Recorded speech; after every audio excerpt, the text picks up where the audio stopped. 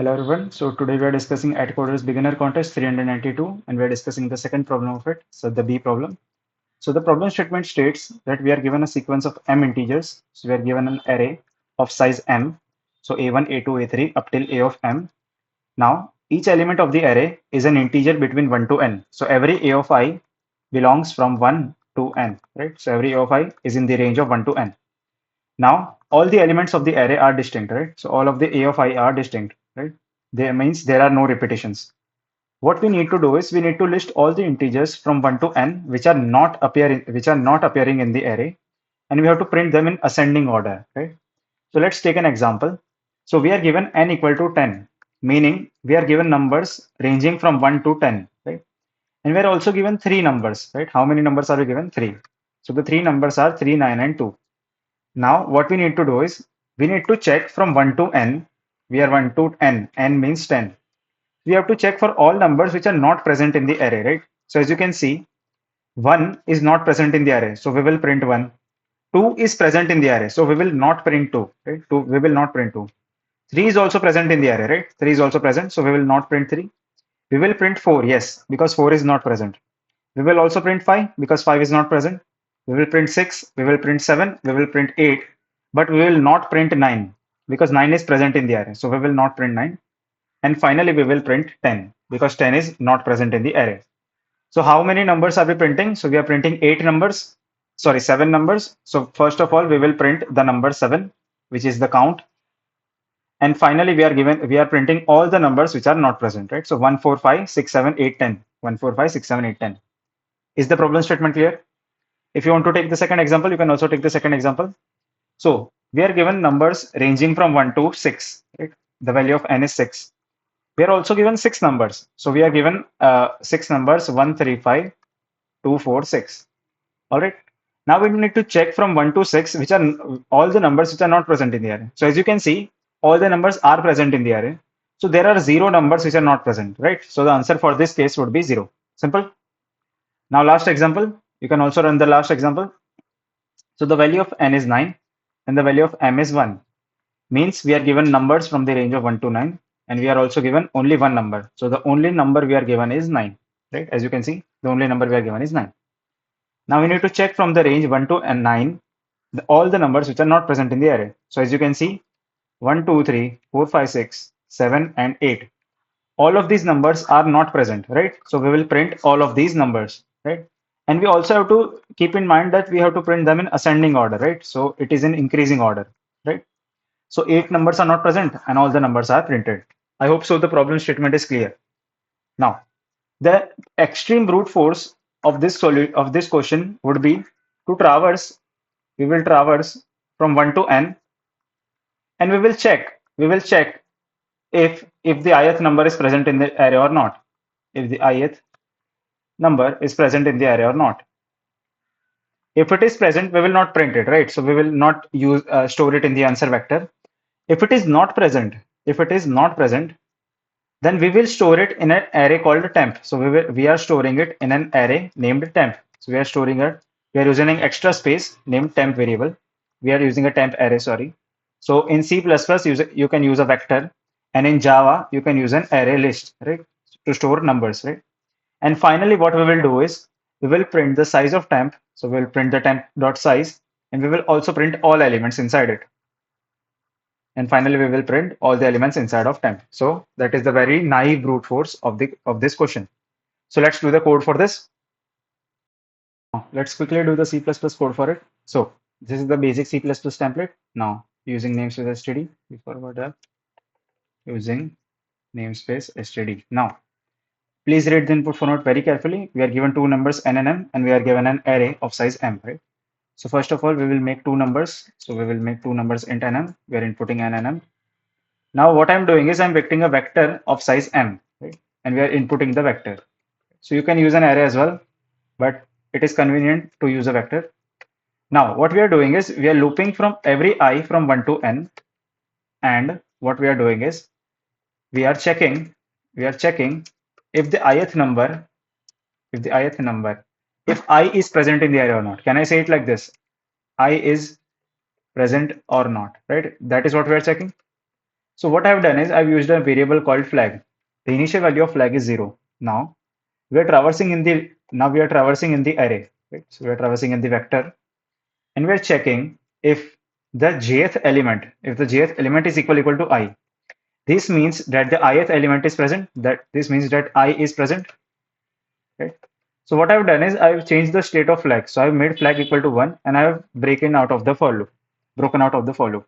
So as you can see, if the element is present, so what I've done is I've changed the state of flag. The initial value of flag is 0, but now the value of flag is 1, right? And I have breaked. Now, can I say after the loop that if the value of flag is 0, that means the element is not present, the I is not present? Can I say it like this? Not present. So what I've done is I will store it in an array called temp. So I've made an array named temp. So let's make an array. Let's make a vector, in fact. So I made a vector named temp, and I'm storing I in temp. It's simple. So now the array has been formed. Now please read the output format very carefully. First, we have to print the size of the temp vector, and then we have to print every element inside temp. So after the for loop, what I've done is I will print the size of the temp vector. So I will print temp.size, and I will print every element inside temp. So I've used a auto loop and every element in temp. Simple. So this is the basic code. Now let's submit this. Now it is giving a compilation error. So let's see what the compilation error is. So vector is not declared. So I've used an IO stream. Sorry. So I should have used a bit C++, bit slash standard C++. So let me correct this. So instead of using IO stream, I will use bits slash standard C++. This is the standard template library in C++. So let's use this one. Now let's hope the code gets accepted. So as you can see, the code got accepted, right? So this was the C++ code. To the Java code for the same. So I made a basic Java template. Now read the input format very carefully. We are given two numbers n and m, and we are given an array of size m, right? So first of all, what I will do is I will make a scanner. So scanner is equal to new scanner system.in. Now I will input two numbers n and m. So I will input it through scanner class. Next int. Now I will make an array of size m. So I will make an array of size m, and I will input the array, right? So I plus plus and a of I equal to sc dot next int. So I will input the array. Now what are we doing? What we are doing is we will traversing from all I from 1 to n, and we are checking if I is present in the array or not. That is what we are checking, right? So for that, I have used a flag variable. The initial value of flag is 0. Now what I will do is I will traverse in the entire array j less than m, and I am checking if a of j equal to I. This means that I is present. I is present. Can I say it like this? If the jth index, if the element at the jth index is equal to I, this means that I is present. So I will change the state of flag. So I have made flag equal to 1. The initial value of flag was 0, right? Now I have made flag equal to 1. And what I've done is also broken out of the loop. Now, can I say it like this? Okay, if the value of flag is 0, if the value of flag is 0, this means that I is not present in the array. Can I say it like this? Not present in the array. Right? So what I've done is I've made an array list named temp, and I will add I inside of temp. Right? So let's make an array list. So I made an array list of integer called temp,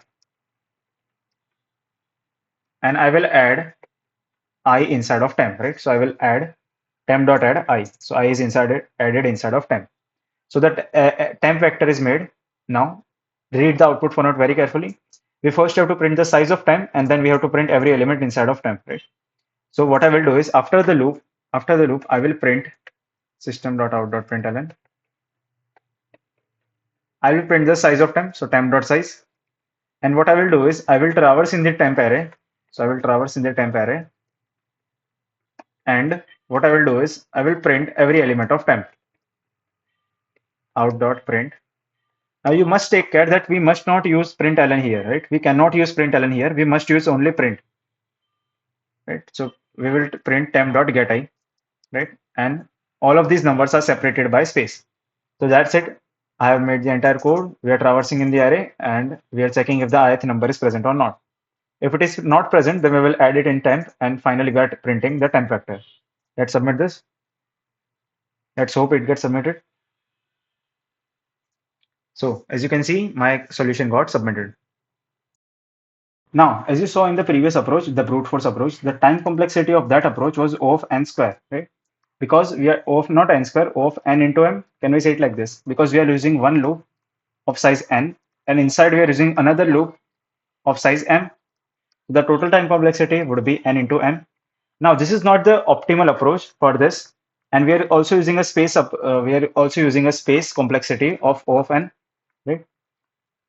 We are using an additional temp vector, right, or temp array, whatever you call it. So we are using another space. Now, this time complexity is not the optimal approach. So now let's discuss the optimal approach for it. So the optimal approach states that I will use a map data structure. What I will do is I will use a map data structure, or you can use a set data structure. I will make sure to teach you both of them. So either map or set is fine. Now let's say we are using a map data structure. So I have made a map of int comma boolean. Okay? So I have made a map of int comma boolean, and I'm storing all the elements which are present in the array. Right? So I'm storing all the elements which are present in the array. For example, let's say the value of n is 10 and the value of m is 3. Right? And the numbers given to you are 2, 3, and 6. So these numbers are given to you, and we are given numbers from the range of 1 to 10. Right?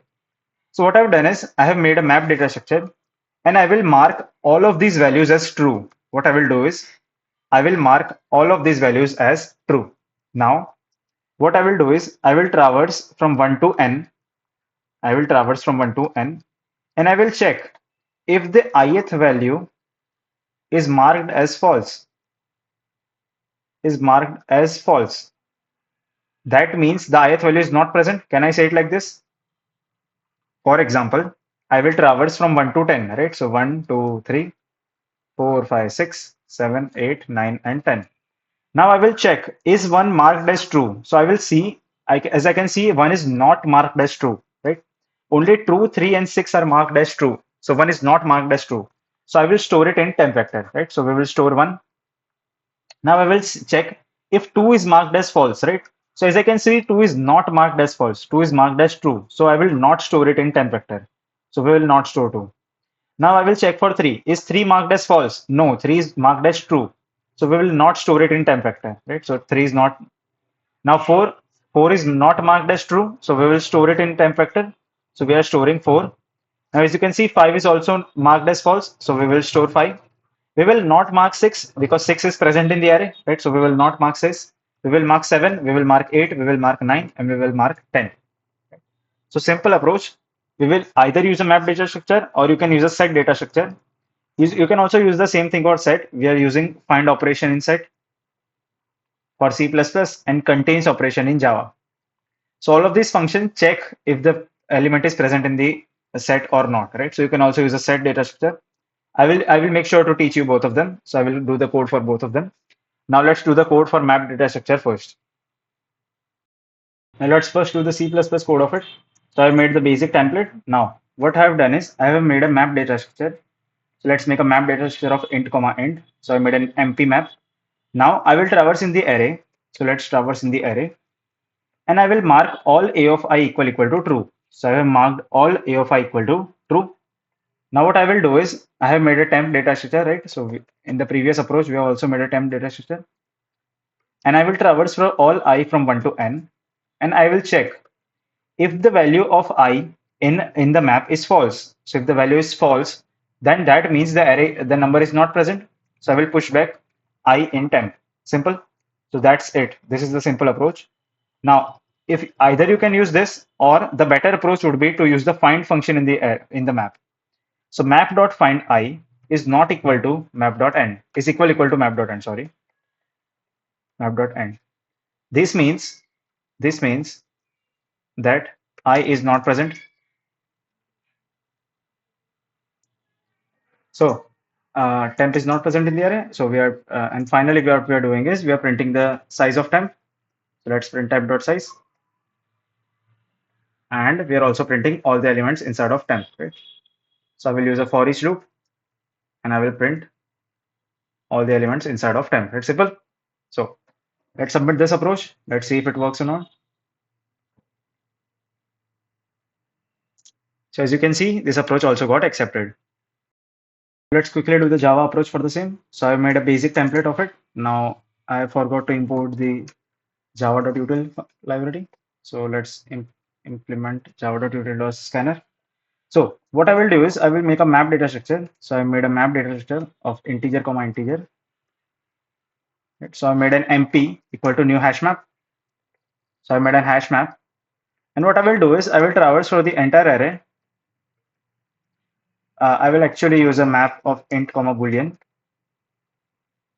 So that is what I will do. And what I will do is I will put a of I and true in the entire hash map.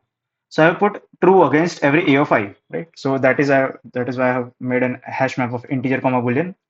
Now what we are doing is we are traversing from all I from 1 to n. So we are traversing for every I and we are checking if I element is present in the map or not. So if map.contains key, if the ith element is present in the array, right? So what we will do is if the arithmetic is not present in the array, so we will use a not symbol here. So write it very clearly. If not empty dot contains key, so what we will do is we will add it in temp vector. So I made an array list called temp. So let's make an array list integer temp equal to new array list. So I made an array list of temp and we will add it in temp array list. Finally, what we will do is we will print the size of temp. So as you can see in the previous approach, we have printed the size of temp. And we will also print all the elements inside of temp, right? So I equal to 0, I equals 0 to I equals temp dot size, I plus plus, and I will print all the elements temp dot get I, right? Please make sure to use the print function instead of the println function because we are not printing it in a separate lines, we are printing it straightforward. So let's see if this code gets submitted. So as you can see, my code got submitted. The answer is accepted. So as you can see, the optimal approach, the time complexity for this optimal approach would be O of n, right? So we are using a map data structure or a set data structure. The overall time complexity for the map or set data structure is O of n. And in some cases, in some languages, it could be O of n log n, right? Because we are using, in fact, it is O of m and it would be m log m, right? Because the size of array is m, right? So compared to the brute force approach, this optimal approach time complexity is O of m log m, right? So this is the most optimal approach. So you can use this approach. Now I will see you in the next video. Till then, keep learning. Take care. Bye bye.